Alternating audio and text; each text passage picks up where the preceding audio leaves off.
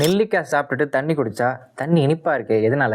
நெல்லிக்காய் இங்கிலீஷில் கூஸ்பெரிஸ் அல்லது ஆம்லாஸ்னு சொல்லுவோம். இதில் வைட்டமின் சி நிறையா இருக்கிறதுனால இன்ஃபெக்ஷன் வராமல் ப்ரிவென்ட் பண்ணுது, இம்யூனிட்டி இன்க்ரீஸ் பண்ணுது, இன்ஃப்ளமேஷனை ப்ரிவென்ட் பண்ணுது. அதனால் டயபெட்டிஸ் உள்ளவங்க, அது முக்கியமாக காலில் புண்ணு உள்ளவங்க டெய்லி ஒரு 4-5 நெல்லிக்காய் சாப்பிட்டிங்கன்னா கொலாஜன் சிந்தசிஸ் அதிகமாக ப்ரொடியூஸ் ஆகும். அதனால் புண்ணு சீக்கிரமாக ஆறும்.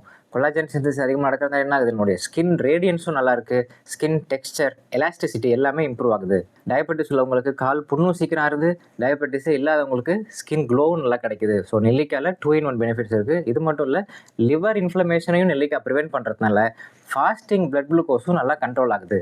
சாப்பிட்டா செரிக்க மாட்டேங்குது, வயிறு ப்ளோட்டடாகவே இருக்குது, மோஷன் பிரச்சனை இருக்குது அப்படிங்கிறவங்க டெய்லி நெல்லிக்காய் சாப்பிடலாம். இதில் இருக்கக்கூடிய ஃபைபர்ஸ் கான்ஸ்டிபேஷனை ரிலீவ் பண்ணுது, செரிமான சக்தியை இம்ப்ரூவ் பண்ணுது. நிறைய பேருக்கு தெரியாத இதோட 2 முக்கியமான அட்வான்டேஜ் என்னென்னா, ரெட்டினா விழித்திரைக்கு ரொம்ப ரொம்ப நல்லது. டயபெட்டிக் ரெட்டினோபதி வராமலும் இது ப்ரிவென்ட் பண்ணுது. பிளட் ப்ரெஷர், கொலஸ்ட்ரால் இருக்கிறவங்களுக்கு எல்டிஎல் கொலஸ்ட்ராலும் ட்ரைக்ளிசரைட்ஸையும் கம்மி பண்ணுது. ஹெச்டிஎல் அப்படின்னு சொல்லக்கூடிய நல்ல கொலஸ்ட்ராலை இம்ப்ரூவ் பண்ணுது. இவ்வளோ அதிகமான பெனிஃபிட்ஸ்லாம் இருக்கிறதுனால தான் அதியமான் அப்படிங்கிற மன்னன் ஔவையார் பாட்டிக்கு இந்த நெல்லிக்கனியை சாப்பிட்டு ரொம்ப வருஷம் நீங்கள் வாழணும், தமிழ் சேவை ஆற்றணும், தமிழ் புலமையை நீங்கள் எல்லாருக்கும் கற்றுக் கொடுக்கணும் அப்படின்னு மனசார அதியமான் அப்படிங்கிற மன்னன் ஔவையாருக்கு இதை கொடுத்தாரு.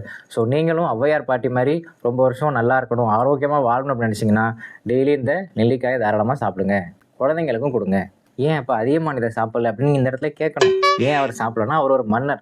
அவர் போருக்கு போகிற இடத்துல விபத்து ஏற்படலாம், என்ன வேணாலும் நடக்கலாம், அவருடைய லைஃப் கேரண்டி கிடையாது. ஆனால் ஔவையார் அப்படிங்கிற பாட்டி ஒரு புலவர். புலவரை யாரும் கொல்ல மாட்டாங்க. ஸோ அவங்க நல்லா இருந்தாங்கன்னா தமிழ் நல்லாயிருக்கும் அப்படிங்கிறதுக்காக ஔவையாருக்கு அந்த அதியமான் அப்படிங்கிற மன்னர் கொடுத்தாரு. அதெல்லாம் சரி, நெல்லிக்காய் சாப்பிட்டா ஏன் இனிக்குது, அதை சொல்லவே இல்லை அப்படிங்கிறீங்களா? நெல்லிக்காயில் இருக்கக்கூடிய டேனின்ஸ், முக்கியமாக எம்பிளிகானின் ஏ அண்ட் பி அப்படின்னு 2 டேனின்ஸ் இருக்குது. அதை நம்ம சாப்பிட்ட உடனே நாக்கில் இருக்கக்கூடிய புளிப்பு ரிசெப்டார்ஸையும் பிட்டர் ரிசெப்டார்ஸையும் சப்ரஸ் பண்ணிவிட்டு இனிப்பு ரிசெப்டார், ஸ்வீட் ரிசெப்டார்ஸை இன்க்ரீஸ் பண்ணிடுது. அதனால் உடனே நம்ம தண்ணி குடித்தோம்னா நமக்கு இனிப்பாக இருக்குது. ஸோ நீங்களும் இதே மாதிரி நெல்லிக்காய் சாப்பிட்டுட்டு தண்ணி குடித்தப்போ இனிப்பாக இருக்கே, என்னவாக இருக்கும் அப்படின்னு யோசிச்சிருந்தீங்கன்னா கமெண்ட்டில் சொல்லுங்கள்.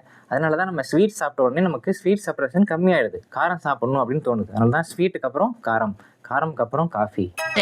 நோட் பண்ணுங்கப்பா, பின்றாம்பா.